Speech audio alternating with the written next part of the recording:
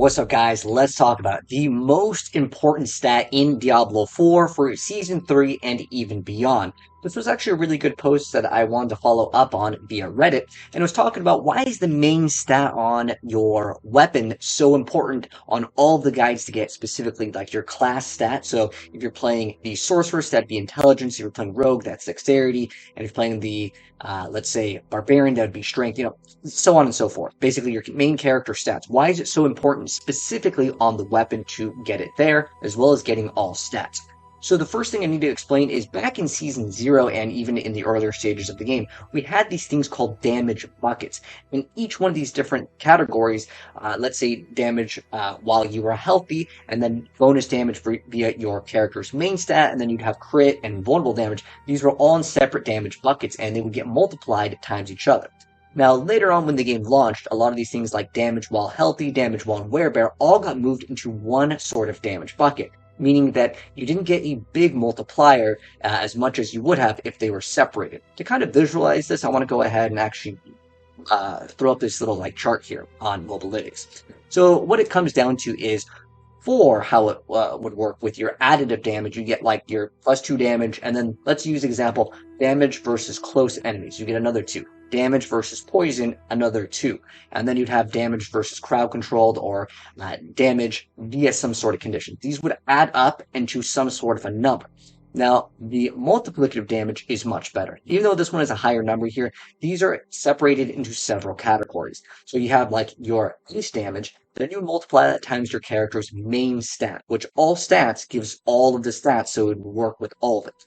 Then on top of that, you would have your sort of other damage buckets. Now, depending on the build that you're playing, some of these would double dip, and there are still bugs that people are finding out with this game, as even nowadays, there are still certain things that can double dip. Even some of the bonuses with, let's say, core skill, some of these have been actually nerfed. I remember your core skill would actually multiply with your poison imbue, but a lot of these things have changed, and there are technically still hidden nerfs that do come out into Diablo, and they don't actually officially put these out in patch notes, so some YouTubers just have to do the work. But to sum it up, getting multiplicative damage is better than additive damage, but it goes further beyond that, especially in Season 3, where you can start stacking other things. Now, I'm not going to go into detail on which class is specifically getting which damage bucket for every single thing, because this video may be longer than necessary if we did that. But I do want to go ahead and give you guys some examples. We're going to use the Rogue this season as well as the Druid, because there are two certain things here that can apply to all of the classes. So I'm just going to use those as an example. Even if you don't plan to play the Rogue or the Druid ever, just watch it. It'll explain things a little bit more in depth. But if you guys do want to learn more about damage buckets and other things on your pieces of gear, I did a video. It's 7 months old, but there is still really good information on this one. It's kind of how to increase damage. Really popular video. Definitely check it out. Highly recommend it if you guys want to learn a little bit more of the nitty gritty here, but I'm going to try to sum it up and give you guys the information that you want. So we now know that the all stats, which would be dexterity for, let's say, the Rogue, is going to be a multiplier. So it's going to take all those numbers and multiply that. Now, before in Season 0, you had to, and I mean, you had to have crit damage and vulnerable damage on every single piece of gear. Otherwise, your character would always be weaker than a character that, had it or didn't have it.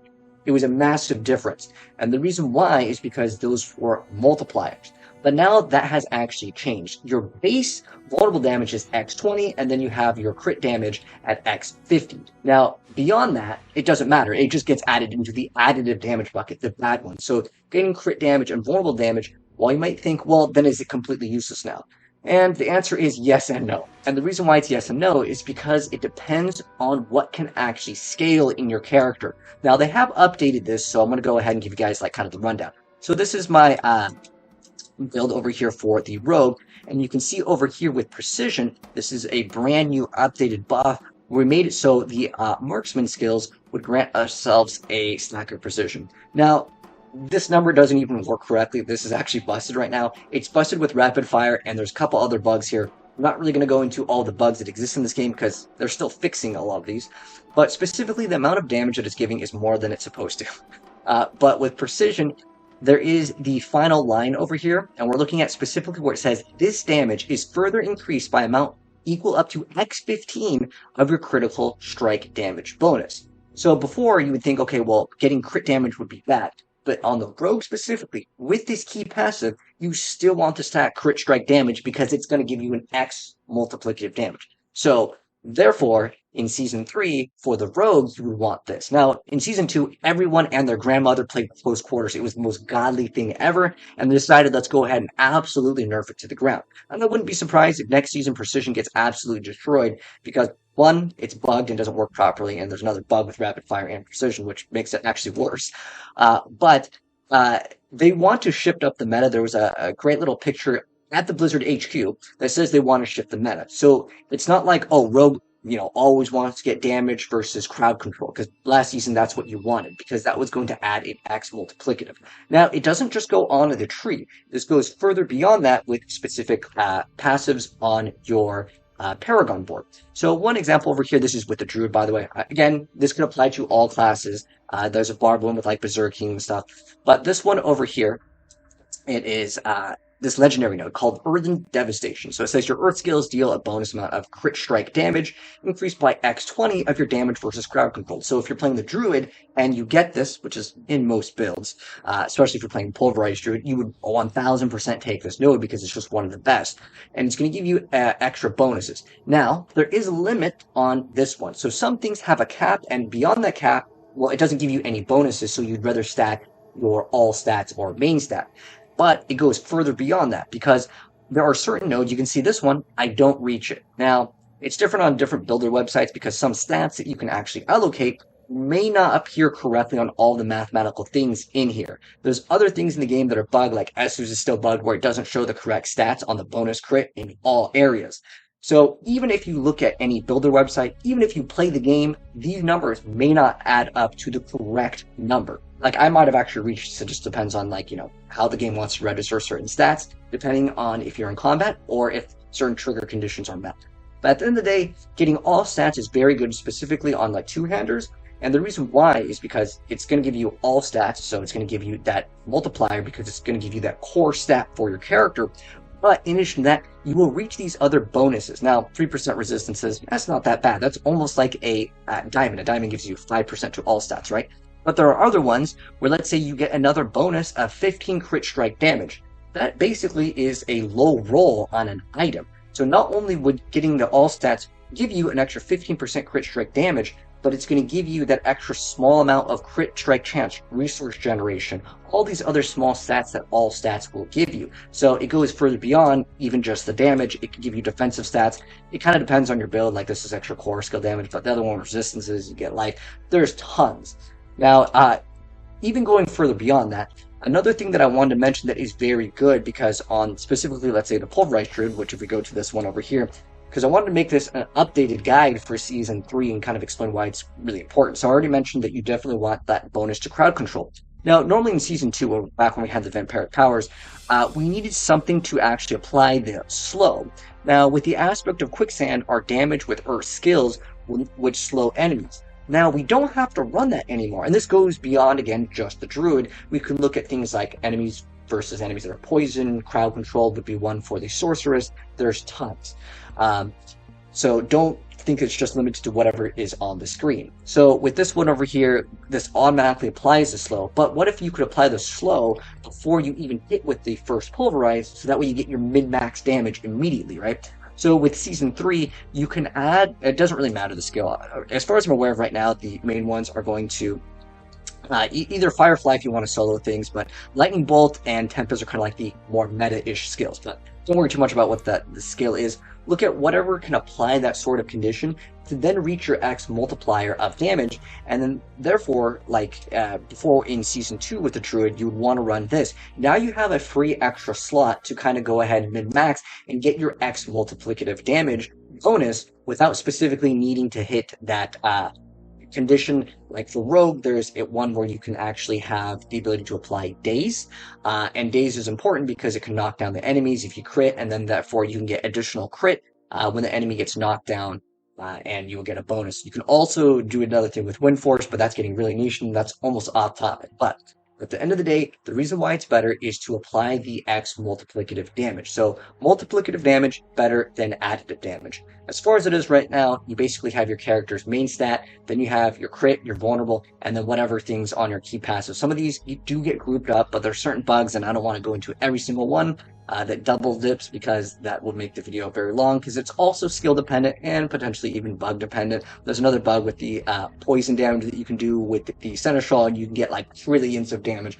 This game is getting an update hopefully very soon, and it's going to kind of fix some of these snapshotting and some of these weird things that you can do. So the damage numbers maybe are going to be more accurate, but at the end of the day, we'll have to wait and see what they do for the mid-season update with the new gauntlet.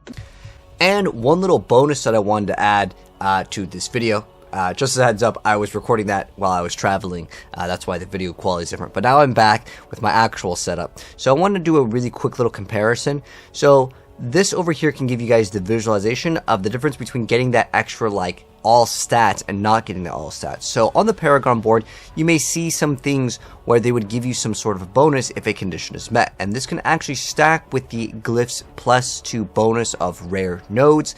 So you can see over here, if I actually reach the intelligence requirement, I would get an additional 27.3 core skill damage. So that can basically be on a roll on a perfect 925 item.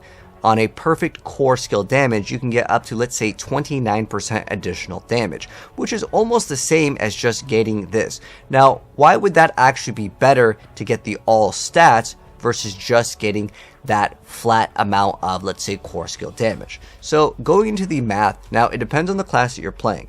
But let's just use dexterity and the rogue for the example here. So really quick, the visualization, and this is the lowest roll, that's 30 to all stats. Why would this be better than, let's say, that bonus to core skill damage on the item? Let's just say we're just factoring in the plus to all stats. Again, I'm using the lowest value here too.